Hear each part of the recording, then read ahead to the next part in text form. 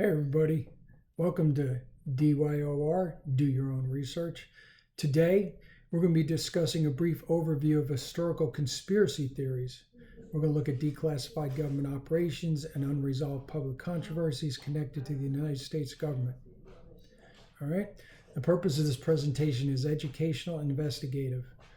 Some topics discussed here are fully documented through declassified records and congressional investigations. Others remain disputed, unresolved, speculative, or unsupported by conclusive evidence.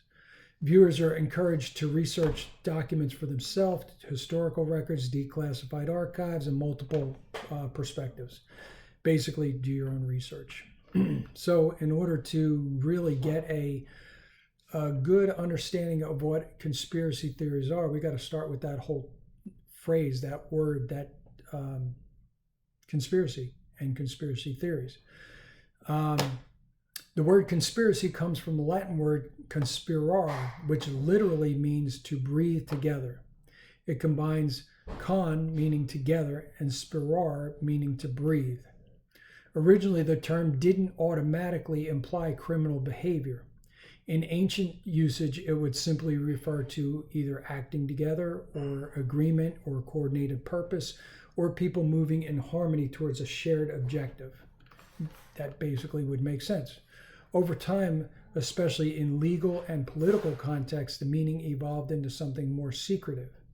By the medieval and the modern periods, conspiracy came to mean covert planning, secret political alliances, unlawful coordination, and hidden plots against authorities. One of the earliest famous historical examples was the Catiline conspiracy in ancient Rome. The Catiline conspiracy was a failed coup d'etat in 63 BC, orchestrated by the Roman politician Lucius Sergius Catiline to overthrow the Roman government and seize control of the state. The modern phrase conspiracy theory became especially popular during the 20th century after political assassinations, intelligence scandals, covert Cold War operations, and government secrecy, similar to what we have today. For many people, the term now exists somewhere between legitimate investigation and historical skepticism, or political suspicion and unsupported speculation. So with that understanding, let's examine some of the most influential conspiracy theories in declassified government operations in modern American history. The 1960s fundamentally changed how Americans view their government.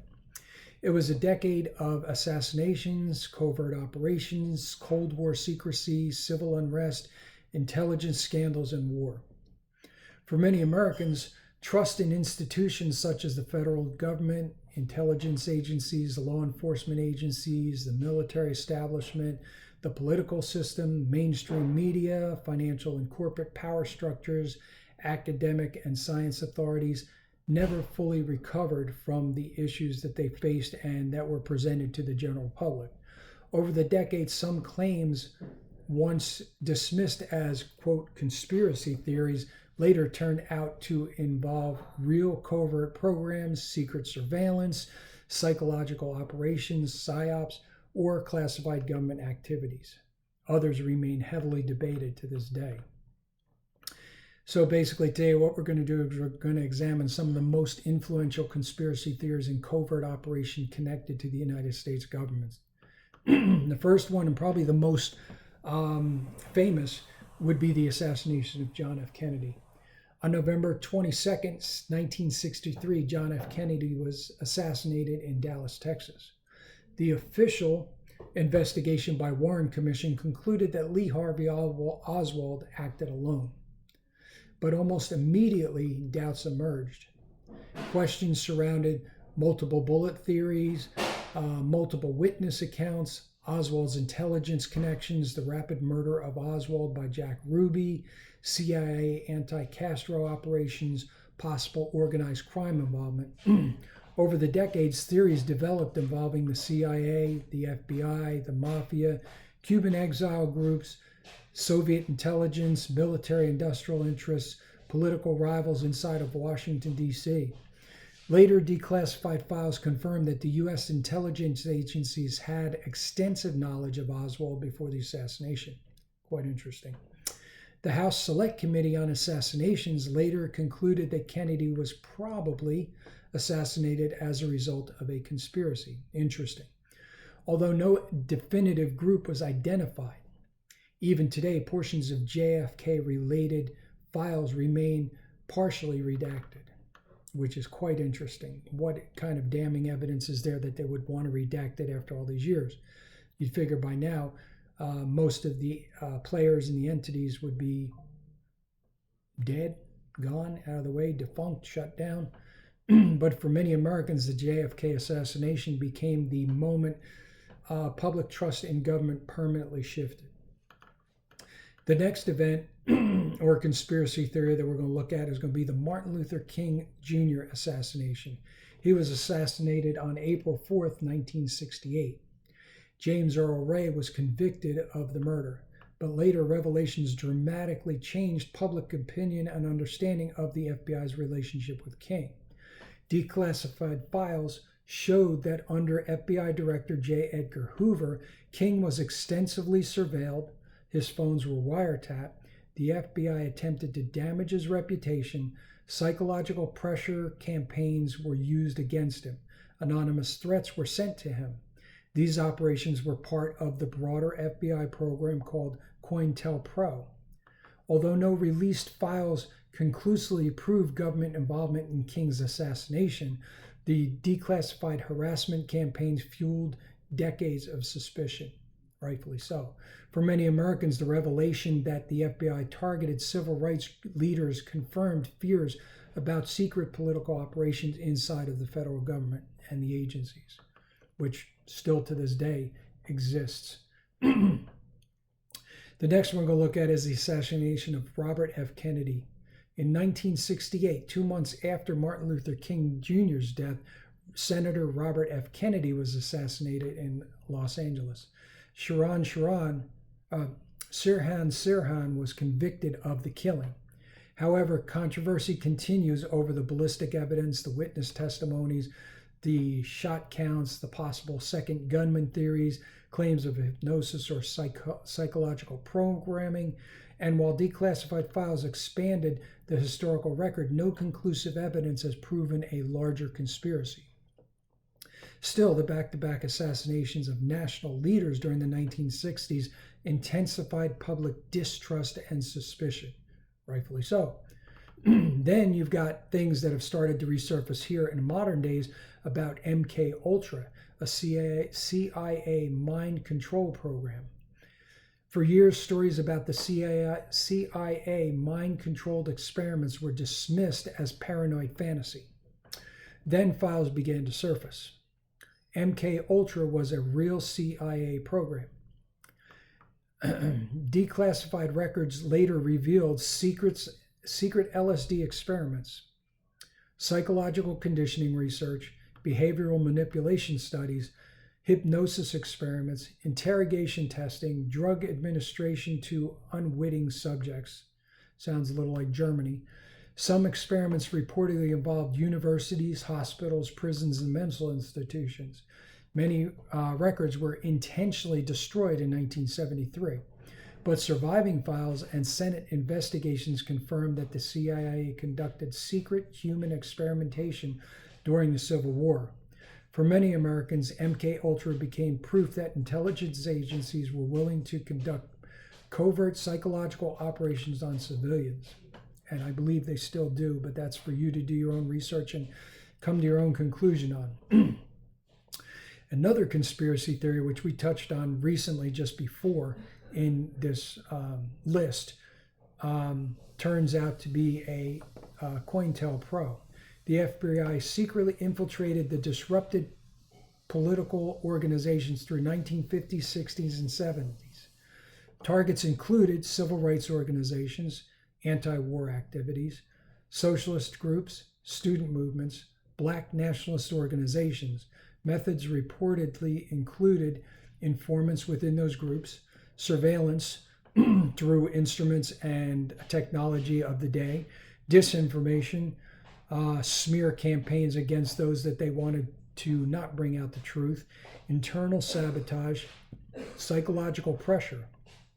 Among the groups targeted were Martin Luther King Jr., the Black Panthers, and anti-war activists. Basically, any American that would be against the war. Once these records became public, many Americans concluded that government agencies had secretly interfered in political movements for years. Then comes the one of the most shocking declassified Cold War proposals, named Operation Northwoods. In 1962, senior military officials proposed staging fake attacks and incidents to justify military action against Cuba. Go figure. The declassified proposals include ideas involving simulated hijacks, false flag operations, manufactured public outrage, staged attacks blamed on Cuba. Sounds like Saul Alinsky's Rules for Radicals. The plan was never implemented. President Kennedy rejected it. Thank God he did. But the mere existence of the proposal deeply impacted public trust after it became public years later. For many researchers, Northwoods demonstrated that high-level officials had at least conspired manipulating public opinion through covert operations, including the mainstream media. Then you have the Gulf of Tonkin incident in 1964, the Gulf of Tonkin Institute in 1964, including the justification for major escalation in Vietnam. The American public was told that a U.S. naval vessel had been attacked by North Vietnamese forces. But later declassified information suggested that one of the alleged attacks likely never occurred. Intelligence was confused or misrepresented. Officially, many have presented uncertain information as fact. These revelations strengthen public suspicion that governments would and could use questionable intelligence to justify wars.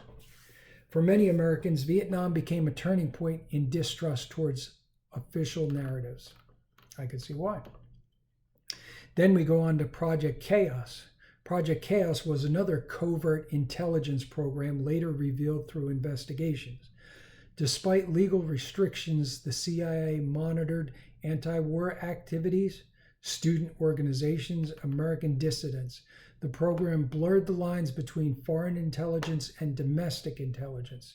It exposed enforced concerns that intelligence agencies were operating beyond constitutional limits. And I believe today they still are. The Black Panther Party is the next one we're going to touch on. Black Panther Party became one of the most aggressively targeted activist groups in the United States. Later, declassified records showed that informants infiltrated the organization, internal conflicts were sometimes manipulated, surveillance operations were widespread. One of the most controversial incidents involved Fred Hampton, an FBI informant reportedly provided floor plans before a deadly police raid in Chicago in 1969. To many Americans, these revelations confirmed that federal agencies actively work to weaken certain political movements. Then we have another one which is starting to gain traction again. One of the most famous conspiracy theories of our days was to emerge after the 1960s was a claim that Apollo 11 moon landing was staged. According to the theory, NASA filmed the landing on a soundstage. The footage was fabricated. The United States needed a Cold War victory over the Soviet Union. I haven't looked deep enough into that just to know yes or no on that, and the evidence I have has led me to still not be in conclusion of where I stand personally on this. So I'll do some more research into this one. Despite overwhelming scientific evidence supporting moon landing, the theory continued to grow in popularity. Well, unlike MKUltra or COINTELPRO, no declassified evidence has supported claims that the moon landing was faked. Still, the theory became symbolic of a broader collapse in institutional trust. Realize, too, that a lot of these conspiracy theories come because people don't have information. They don't know what to think or what the truth and reality of things is because there's so many opinions on both sides of issues.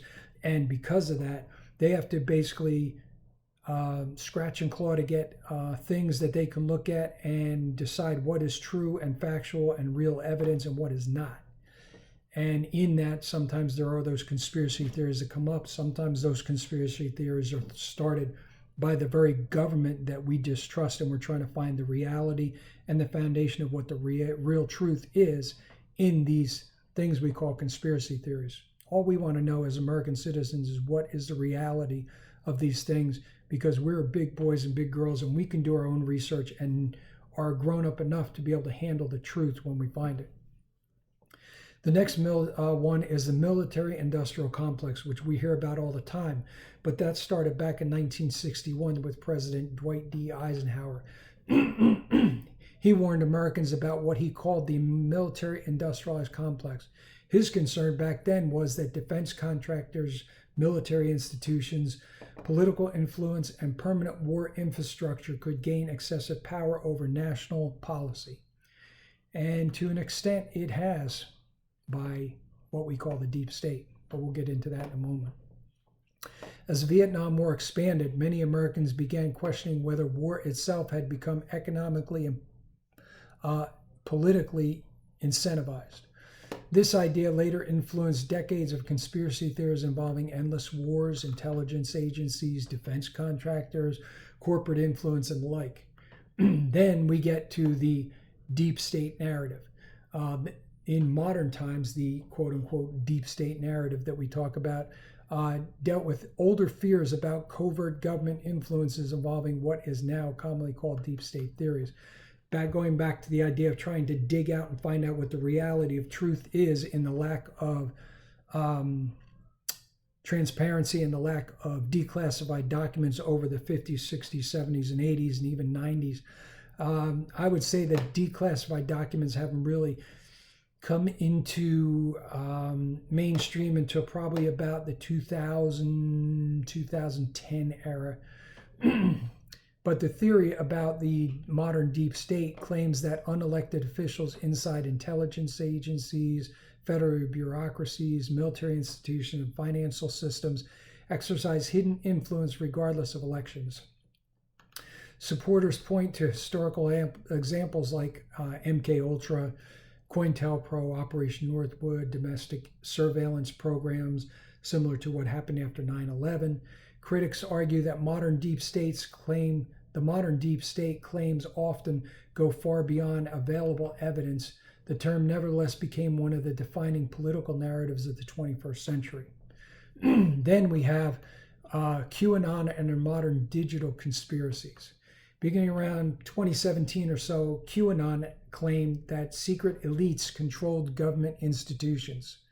Intelligence agencies were involved in hidden battles for truth. Political leaders were secretly fighting an internal war against corruption. The movement combined deep state theories, internet speculation, anti-establishment narratives, political mythology. No evidence has substantiated the core claims made by Anon. However, the movement demonstrated how rapidly conspiracy narratives can spread in the digital age. Now, it's interesting to think here for a minute. In my own personal research, I found that if you take QAnon and you split it up and go Q and Anon, it seems to be a combination. The term that the mainstream media likes to use of QAnon comes out to be seems to be a combination of Q and Anon, with Q referring to an anonymous figure who began posting cryptic messages known as Q drops on online forums like 4chan in October of 2017, claiming to have high-level security clearance, specifically Q clearance within the U.S. Department of Energy, and access to classified government information.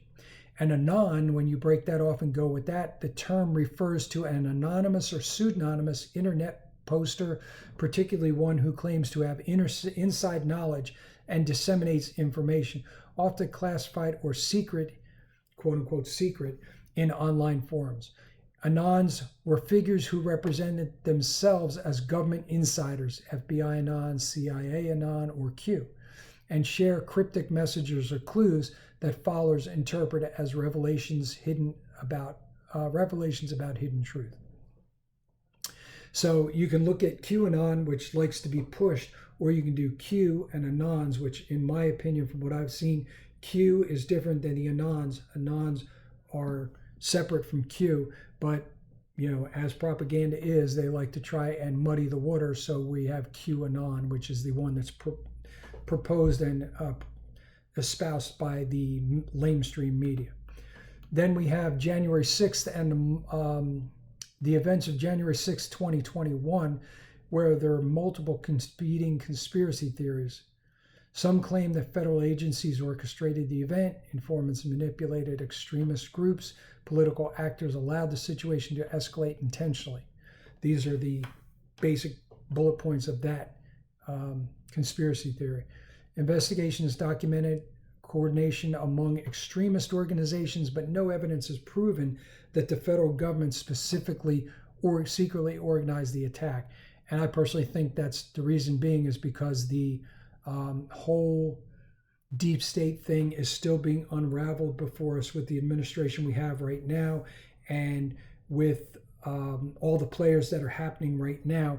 And as has been said many times, you never want to distract or disturb or bother an enemy when they are in the process of destroying themselves. Let them go. Let them destroy themselves by the very acts and the very things that they say on camera, so that there is evidence of it. So investigations documented coordination among extremist organizations, but no evidence has been proven that the federal government secretly organized the attacks. Even so, the event reflected the highest level of political distrust seen in modern America. So, with all that said, what is our basic conclusion? Our conclusion is that over the past 60 years, Americans have witnessed secret intelligence programs, domestic surveillance, political infiltration, psychological operations, psyops, war-related misinformation and disinformation, classified covert proposals. Some allegations, once mocked as conspiracy theories, later proved partially or entirely true. Others remain unsolved, and some continue without credible evidence. But together, these events permanently changed how millions of Americans view government power, intelligence agencies, media narratives, national security institutions, our government officials. The lines between legitimate investigation, historical skepticism, and unsupported conspiracy theories continues to be a debate today. As always, do your own research, research original documents, review classified archives, declassified archives actually, study multiple viewpoints, question assumptions, do your own research at all times, always question, always look for facts, always look for truth. Do not let opinion sway you. Take opinion completely out of your research.